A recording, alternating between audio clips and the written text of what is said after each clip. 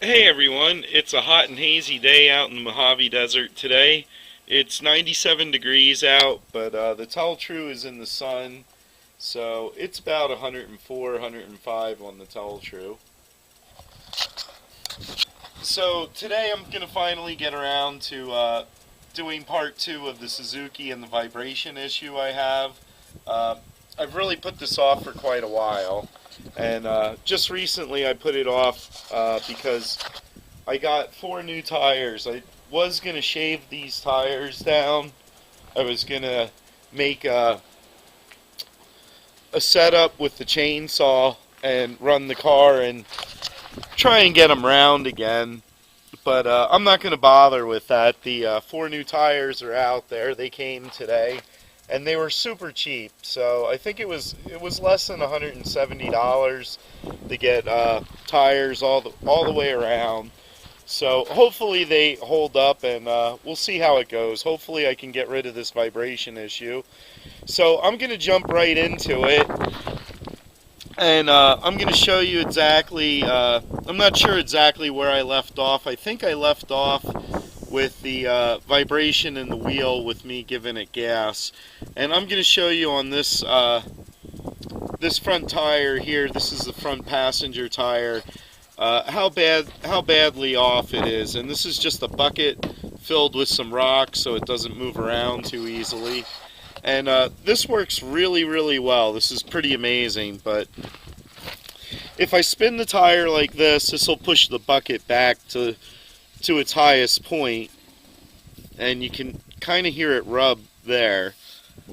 But if I spin the tire in this direction, it'll definitely let you know where the high spot is. And there you can actually see some distance between the bucket and the tire. This is a lower spot. And right there it rubs again. So you can see that the tire is out around. And basically that's what's been going on here. So if you're watching this video, chances are you've seen my other videos on everything I've repaired with the Suzuki so far, and that includes pretty much the whole front end on both sides, everything from the control arm to the shocks and the strut. And originally I thought, you know, it was a worn out bearing or some worn out parts that was causing this problem, but it really looks to me like it's a vibration issue. Basically, my theory is that these wheel sensors, the pressure sensors for the wheels, are causing an imbalance issue that you really basically can't get rid of. And as you can see, this tire's out around. I'm sure the Goodyears in the back, these are out around as well. I haven't really tested them yet. I'll get to that in a moment. But I can tell when I'm driving it. You can feel the vibration through the wheel, and it's pretty significant. That's my thought on it. We've been making cars for a long time, and I feel like it's ever since they put these sensors in that we've been having all these issues with different vehicles and stuff. So we'll see how this goes. That's my theory, and hopefully it pans out. But one thing's for sure, this tire is out of round, and I got 4 brand new ones. So I'm going to take all these sensors out and just replace them with regular valve stems. And then I'm also going to put some airsoft BBs inside the tire to help balance it out.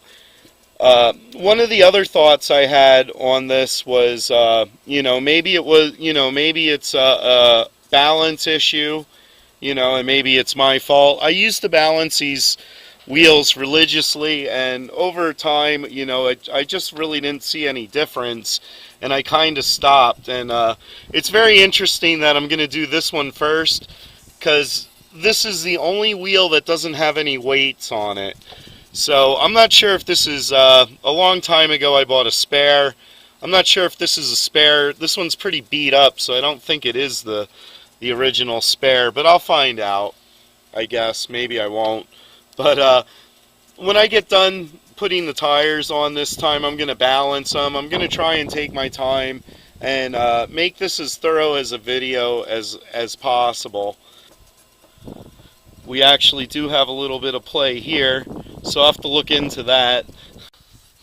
Alrighty, so right off from the start here, I've already found a problem. It looks like this passenger wheel is a little loose, and I actually, as you can see right there, I can get a good amount of play in it. You know, it's not from the tie rod ends on the steering. It's from the bearing. It's, you know, up and down. It's actually right there. So I'm gonna have to tighten this. Guaranteed this nut is a little loose, worked its way loose, and I'm gonna have to tighten that back up, and that's due to all the vibration. This bearing is brand new. I don't know how many miles are on it. I would say less than 10,000. So I'm gonna tighten that up, and yeah, I'll be right back. I just wanted to point that out, and I'll catch you guys in the next one.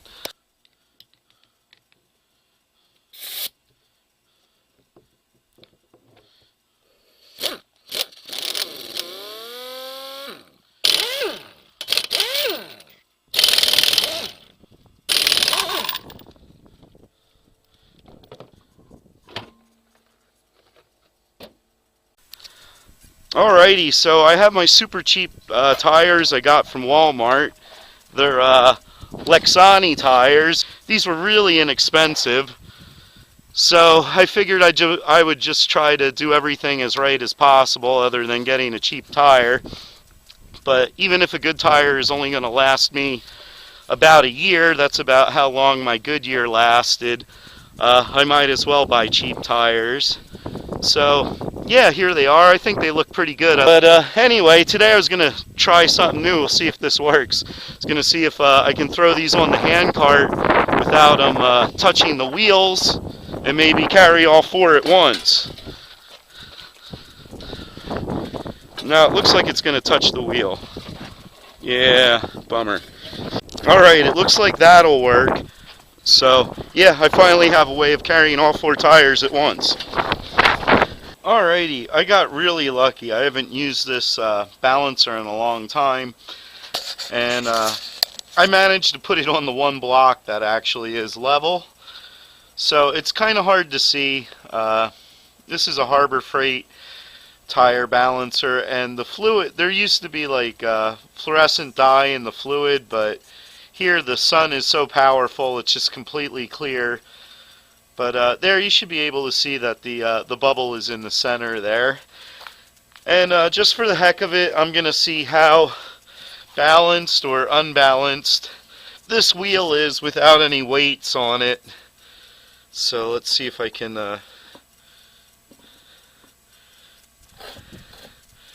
get this guy in here and centered, and let's see how bad it is. Not too bad. Looks like a little bit of weight could go, maybe like one weight there. But all in all, that's not too bad. Technically it is touching the line. So it's pretty much balanced. And just to make sure, I'm going to give it a spin, throw it on here again, and see what we get. Let it wobble itself straight. And basically the same thing. Looks like a little bit of weight could go here. And yeah, it's pretty much centered. You'll get a different reading each time. It is pretty sensitive. There it's touching the line. It's not perfect. But yeah, all in all, that's pretty well balanced. You really can't beat that. So that wasn't too bad, considering there was no weight on it.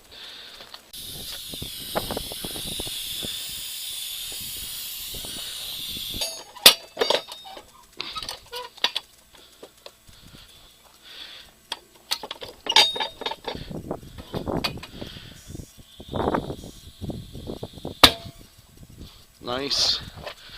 That one.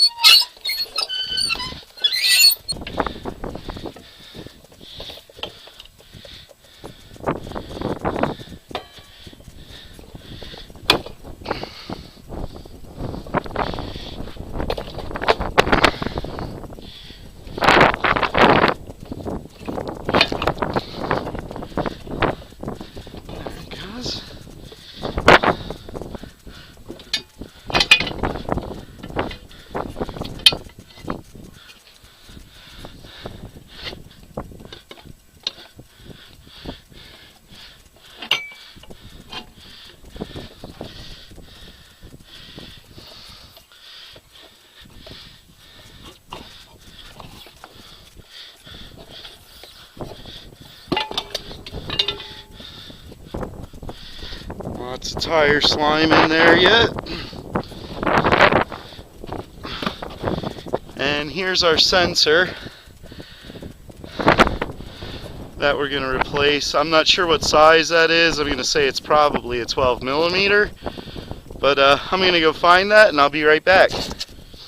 Alrighty, so it looks like this nut here is either 11 millimeter or 7/16. I couldn't find an 11 millimeter deep well, so I grabbed this 7/16 and it's working just fine for me.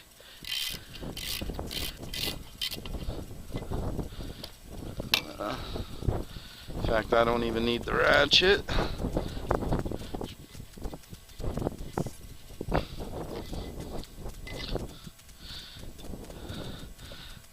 And this should pop right out.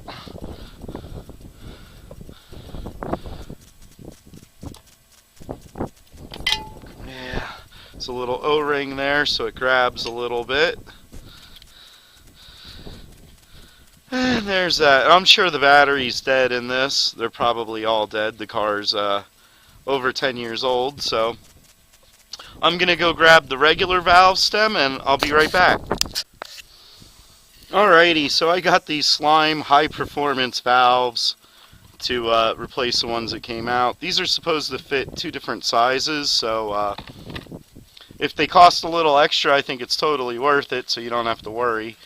But I've never really had a problem replacing valve stems. I'm not sure. I'm not sure about the different sizes, but I've never run into an issue.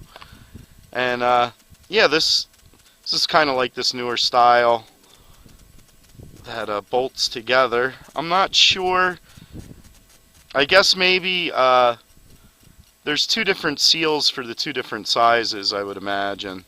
I was trying to figure out what this extra washer was for. You know, if it went on here, that wouldn't make sense.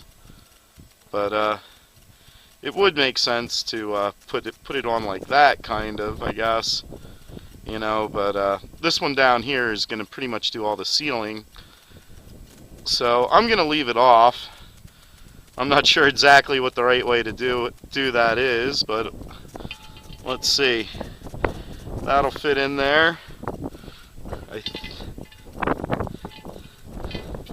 I might have to use the other washer they gave me. Well, figured that out pretty quick, I guess, and try and get this old one off. That ought to be good. It's really on there. Wow. Alright, put this one on. And this one isn't going to want to go on easy. I should have some soap here, but I don't. Alright, I'm going to get some soap. I'll be right back. Alright. Soak that up a little bit. So it should slide on now.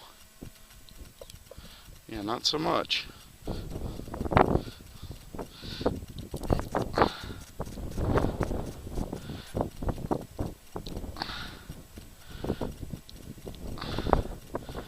is really tight. Okay. It's on there nice and even. And yeah, that fits through a lot better. Alright, so unfortunately with this setup, once that nut would go into that hole, there isn't enough room to get a socket or anything else in there. So you're going to have to actually use the old nut off of your old sensor if you want to do this. And luckily the threads match up. They feel nice and tight. They could be a little tighter, but that'll be absolutely fine. So, alrighty, I can finally get this thing installed. Yeah, the nut for this fitting, for the slime fitting valve stem, is 14 millimeter, and of course my old one I think is 10 or 7/16. I'm sorry, 11 or 7/16.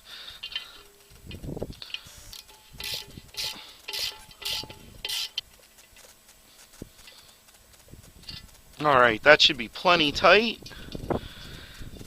And I should be able to easily access the stem. Everything looks good. I got my first tire and I'm getting ready to mount it. And I have this yellow dot and this red dot.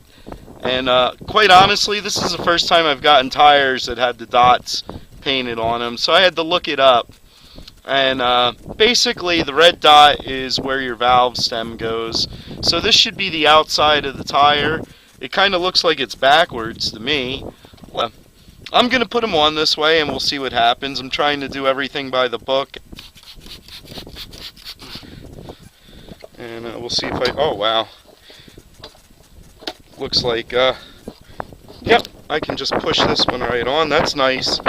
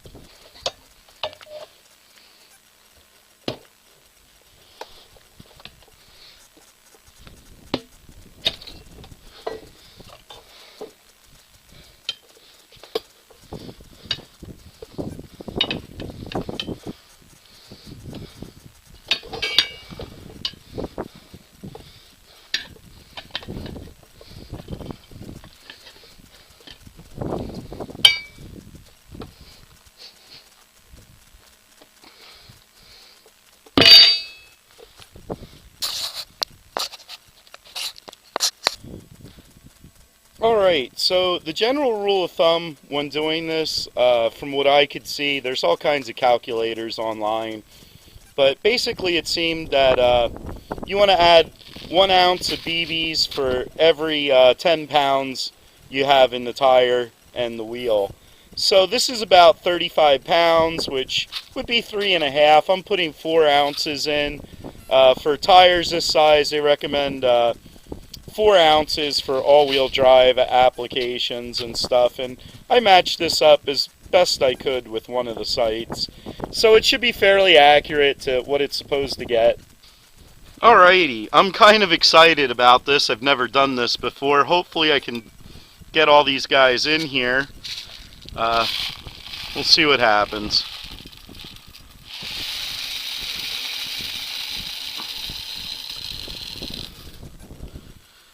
Alright, that was pretty uneventful, pretty easy. I'm hoping that they don't fall out the other side. I'm really worried. So they're in there, and as long as I'm pretty careful with this, it'd be, I should fill it up with air now, and then that way they'll stay in there. I think I'll do that, because I think by the time I lift this off, I think I'll probably lose a bunch of BBs. So be right back. Alrighty, I got the tire all seated and beaded, and it's ready to go. All the BBs are inside. It doesn't look like I lost any. And I'm going to check it for balance, even though I know there's no way it's going to be balanced with all those BBs in there. The whole idea is once this gets rolling, they'll center themselves out and smooth out any high or low spots. But I'm going to check it anyway. So I'm going to take this off, and I'll catch you guys in the next one. Alrighty, here goes. Let's see what the balancer says. And it's definitely off balance more than it was before. But that doesn't surprise me with all the beads in there. So I'm curious if I spin it and stop it, what'll happen. Yeah, it's off balance. It's gonna always be off balance with those BBs in there. There, it's pretty much balanced. So it should it's supposed to balance itself with those BBs in there. We'll find out. So I'm having a closer look at this because that's definitely not good. And there you can see the amount of play I have in it, and everything's tight. And you have to be careful doing this. The rotor, the rotors on these flop around, so that could throw you off. But I'm holding like the bracket for the brake caliper and just pushing there, and you can see there's a little bit of movement. And for the life of me, I can't really figure out where it's coming from. Originally I thought it was the bearing, but it's not the bearing. I would have that play here, and I don't. So this is all new, so I'm not really sure what's going on exactly. I'm thinking maybe this tie rod end, I could tighten the nut up. Maybe there's a little bit of play in there, but this is a little unusual, so I thought I'd get it on camera. But basically at this point, I think what I'm gonna do is I'm gonna loosen all the hardware up, tighten it back down, and see what happens. So I'm going to do that, and I'll be right back. Alrighty, so it looks like I'm making good progress today. I went over everything piece by piece and checked it, and there's no more play. No more play in this front end. So I finally found it. It was these two bolts holding the steering knuckle in. They, I wouldn't say they were loose, but they could have been tighter.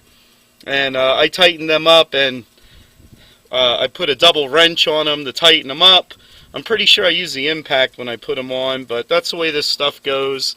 A lot of times with suspension and stuff, you're going to put it together, and you might have to revisit it in case something works its way loose like it did in this case. But I'm really happy with that. I was dreading to replace this bearing again, and I don't have to. So there's no more play in this. The only thing I have left to do is I got to put this cotter pin back in this castle nut here, and I'm going to throw the wheel on, and I can get back to testing this out and see how it goes. So catch you guys in the next one.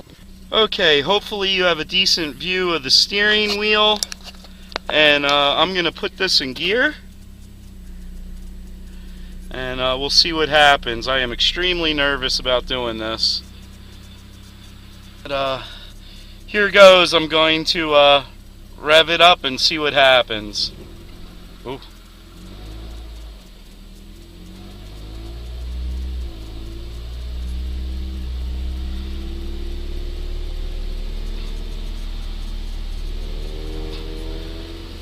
And there you go. It doesn't seem like anything I've done has really helped out too much. You can see the vibration at the steering wheel, and it is at about 60 miles an hour.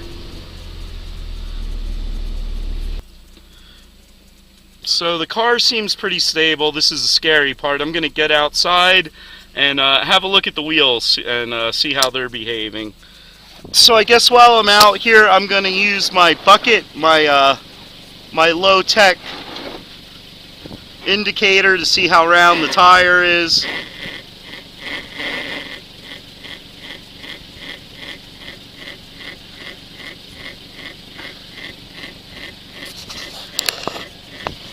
Man, I don't know how well the camera can see.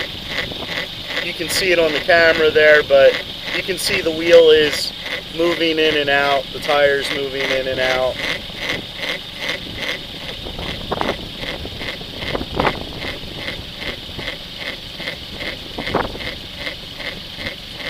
But it's not as bad as the tire that was on there, so hopefully things will be a little better.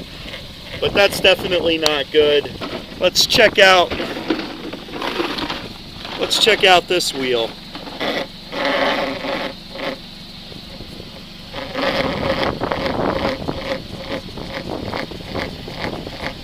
So you can see this one's off a little bit too. Probably about the same as the other one. So it looks like maybe my rims are just not round or true. I don't know. But I definitely did as much by the book as possible this time to get rid of the vibration issue. This ought to be interesting. We'll check out the rear tires.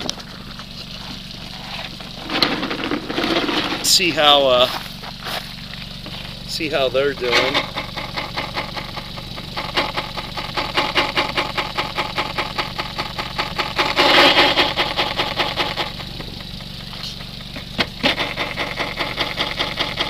Wow, they're pretty consistent. You can hear a cadence.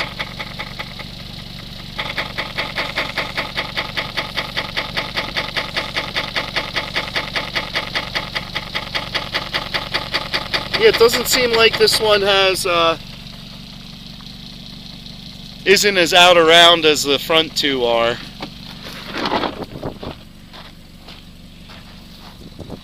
And of course this wheel isn't spinning.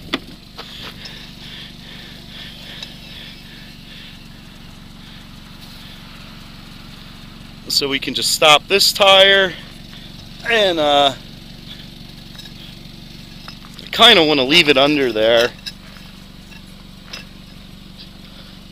There we go.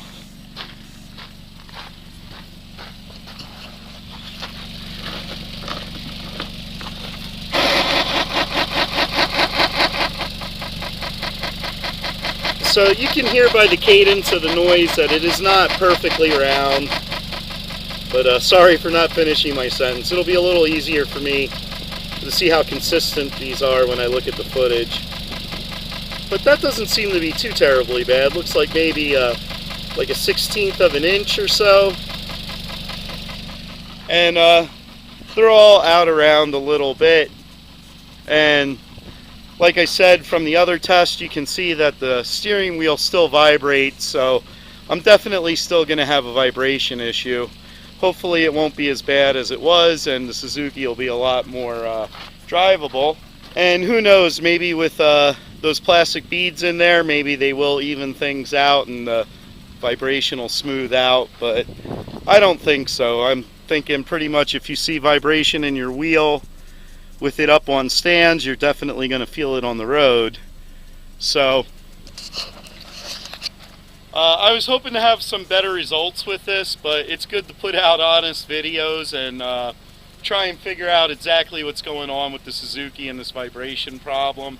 There's a lot of vehicles nowadays that have this vibration problem, and pretty much if as I narrow things down, the only thing left here is the wheels. So maybe eventually I'll get some cheaper steel wheels and see if how round they are, and I might take these to a shop, see if they can road force balance them and see if there's any changes. But I think that's going to do it for now. I'm glad I finally got this done and I can finally start driving the Suzuki around, and I'll keep you updated and stuff. I also want to thank all the people who've subscribed lately. Thanks a ton. It really means the world to me. And yeah, I love it when people comment. Please comment. And yeah, till next time, I'll catch you guys later. Thanks for watching.